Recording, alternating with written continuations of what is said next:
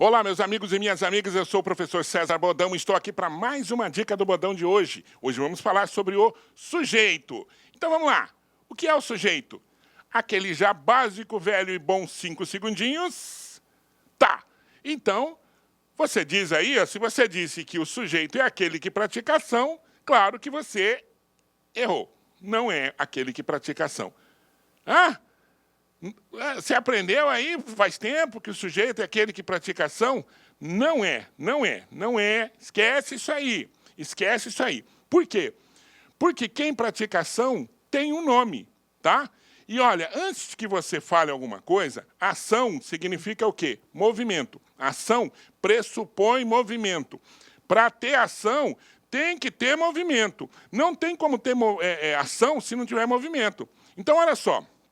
Se eu disser aqui, eu estou parado aqui. Ó, quem que está parado? Eu. Esse é o sujeito. Que ação que esse sujeito está fazendo? Se você disser que o sujeito, eu aqui, está praticando a ação de ficar parado, você não está pressupondo que o sujeito pratica a ação. Por quê? Porque a ação pressupõe movimento. Tá? Então, eu, que é o sujeito, não está praticando ação nenhuma. Ó o outro, ó, o dia está lindo. Pergunta aí, quem que está lindo? Não é o dia? O dia é o sujeito. O sujeito está fazendo que ação? Está praticando que ação? A ação de estar lindo? Não.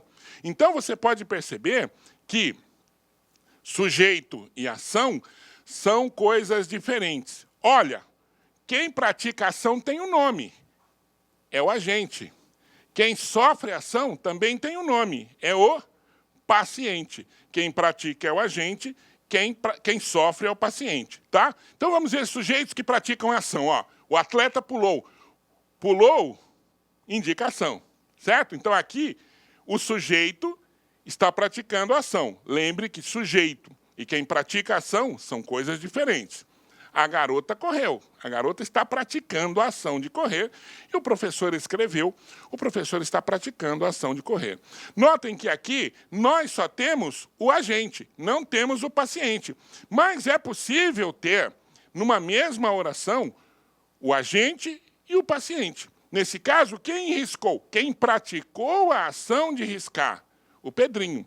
Então, o Pedrinho é o sujeito e também o agente, porque sujeito e agente são coisas diferentes. E quem sofreu a ação? Quem é o paciente? A parede da sala. Então, o Pedrinho aqui, que é o sujeito, praticou a ação de riscar a parede da sala. Notem que nem sempre o sujeito é aquele que pratica a ação.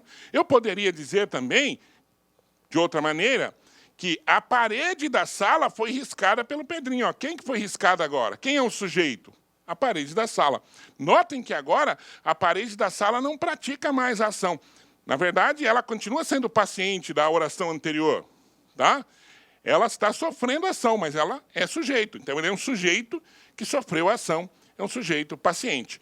Notem que quem riscou, quem continua a ação, quem continua praticando a ação, é o Pedrinho. Só que o Pedrinho não é mais sujeito.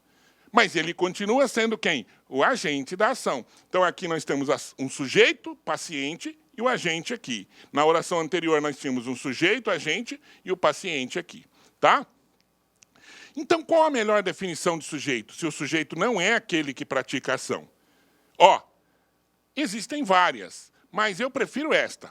Quando existe, porque nem sempre o sujeito existe, é a parte da oração que concorda com o verbo. Por isso, quando você vai achar o sujeito, o que você faz? Pergunta ao verbo. Ó, Pedrinho riscou a parede da sala. Primeira pergunta é quem, tá? Primeira pergunta é quem. Sumiu o pincel aqui.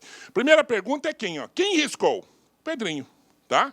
Se você perguntar o que aqui, você não acha o sujeito. Então, a primeira pergunta é quem. Se não der para você fazer a pergunta quem, você pode fazer a pergunta o quê, tá? Aqui já, a parede da sala foi riscada por Pedrinho. Quem que foi riscada? A parede da sala. Tá certo? Portanto, o sujeito não é aquele que pratica a ação. Quem pratica é o agente, quem sofre é o paciente, e o sujeito pode ser tanto agente ou paciente. Ou pode não ser nenhum dos dois, pode não ter ação nenhuma. Ok? Até a próxima.